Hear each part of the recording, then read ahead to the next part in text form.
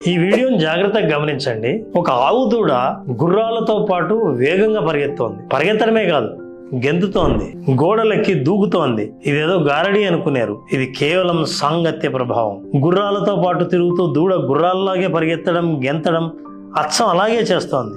అందుకే నేను చెప్తుంటాను, నువ్వెక్కడ పుట్టావు, నీ ఆర్థిక పరిస్థితి ఏంటి అనే కంటే నువ్వు ఎవరితో ఉన్నావు, ఏ ఆలోచనలను పంచుకుంటున్నావు అన్నది చాలా ఇంపార్టెంట్. నువ్వెంత పాజిటివ్గా ఆలోచించినా నీ పక్కనున్న వాళ్ళు నీ ఆలోచనలను కిందికి లాగేస్తుంటే కొంతకాలం తర్వాత నీకు అదే నిజం అనిపిస్తుంది. అదే నువ్వు గోల్ ఉన్న వాడితోనో, ఆలోచించే వాడి చేతనో, డెవలప్మెంట్ వైపు దూసుకెళ్తున్న వాడితోనో ఉంటే అదే మైండ్ సెట్లో తయారవుతావు. చాలా విషయాలు నేర్చుకుంటావు.